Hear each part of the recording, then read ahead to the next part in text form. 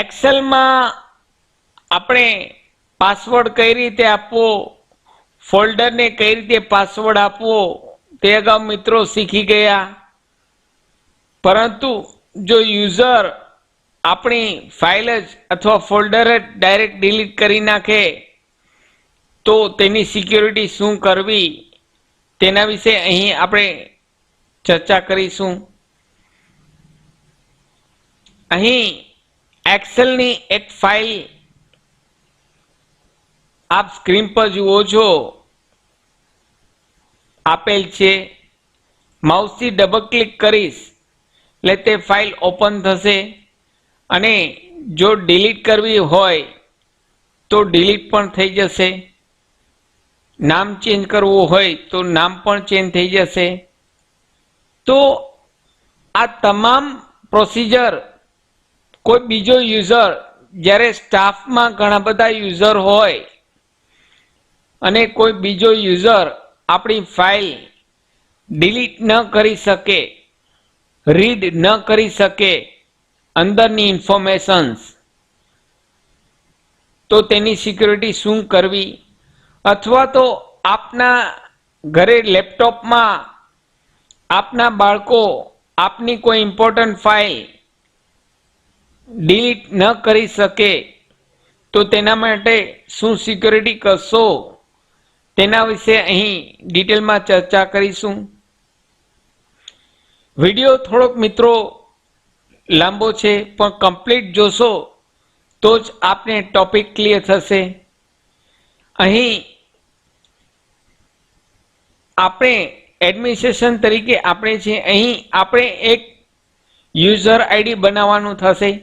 User ID બનાવવા માટે start મેનુમાં કંટ્રોલ પેનલમાં જવાનું રહેશે. સ્ટાર્ટ મેનુમાં કંટ્રોલ પેનલમાં યુઝર એકાઉન્ટ્સ, કંટ્રોલ પેનલની અંદર યુઝર એકાઉન્ટ્સ ઓપ્શન આપેલ છે તેના પર ક્લિક કરશો એટલે અહીં મેનેજ એનોધર એકાઉન્ટ ઓપ્શન આપેલ છે તેના પર ક્લિક કરશો એટલે અહીં નીચે જ ઓપ્શન આપે છે ક્રિએટ એ ન્યૂ એકાઉન્ટ. અહીં એડમિનિસ્ટ્રેશન તરીકે ઓલરેડી શિવસાગર છે. સપોઝ અહીં ક્રિએટ એ ન્યૂ એકાઉન્ટની અંદર હું એક નામ ઇનપુટ કરાવું છું, કમલ. અહીં આઈડી બે પ્રકારના બની શકે, સ્ટાન્ડર્ડ યુઝર આઈડી અને એક એડમિનિસ્ટ્રેશન આઈડી. અહીં આપણે સ્ટાન્ડર્ડ યુઝર તરીકે એક કમલનું નામ આપું છું.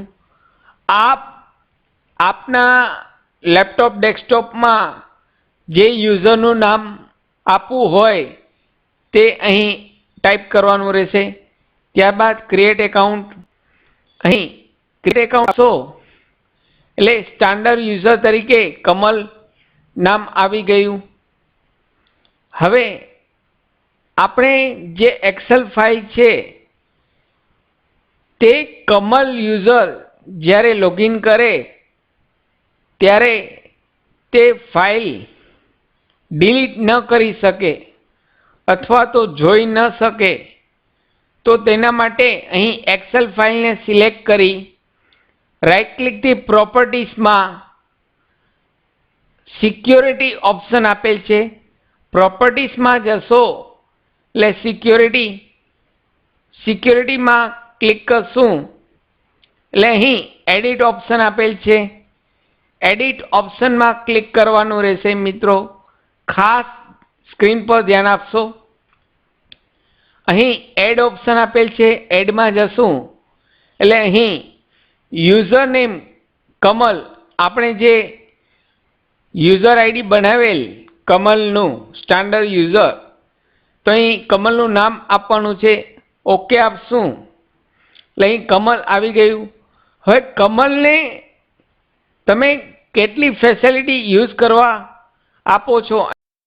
યુઝર માત્ર ફાઇલનું નામ વાંચી શકે, કોઈ પણ ડેટા ચેન્જ ન કરી શકે તેના માટે અહીં સિક્યોરિટીની અંદર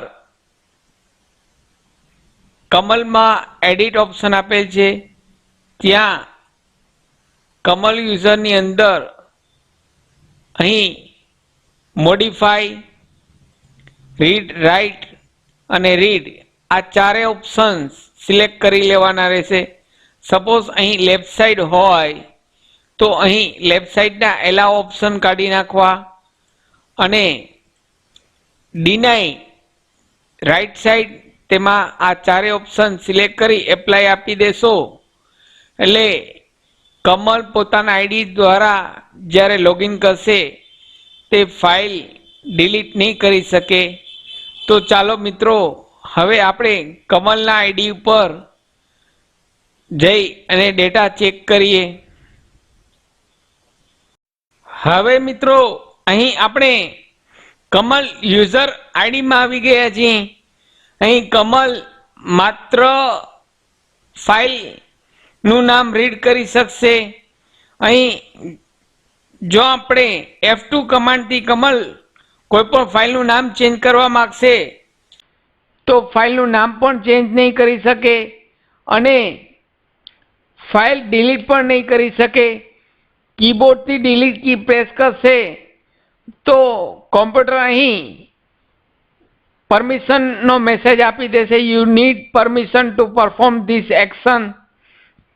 એટલે કે અહીં કમલને કોઈ પણ સત્તા નથી ફાઇલ ડિલીટ કરવાનું અથવા નામ ચેન્જ કરવાનું. તો આ રીતે મિત્રો આપ આપના લેપટોપ ડેસ્કટોપમાં સ્ટાન્ડર્ડ યુઝર આઈડી બનાવી તેમને અમુક પરમિશન એલાવ આપી શકો કે અહીં માત્ર ફાઇલનું નામ જોઈ શકે, કોઈ પણ ડેટા ડિલીટ ન કરી શકે અથવા તો રીડ ન કરી શકે. આ રીતે આપ આપની ફાઇલ સિક્યોર કરી શકો છો. આશા રાખું છું ફ્રેન્ડ્સ અહીં આપને ટોપિક ક્લિયર થઈ ગયો છે કઈ રીતે આપની ફાઇલ સિક્યોર કરવી. આપને આ વિડીયો ગમ્યો હોય તો લાઈક કરશો, શેર કરશો. નવા હો અમારી ચેનલ પર પહેલી વખત આવ્યા હો તો અમારી ચેનલને સબસ્ક્રાઈબ કરવાનું ભૂલશો નહીં. અમારી ચેનલનું નામ છે શિવસાગર ઇન્વેસ્ટમેન્ટ. ફરી આપને મળીશું નવા વિડીયોમાં નવા ટોપિક સાથે. ત્યાં સુધી મિત્રો જય હિન્દ.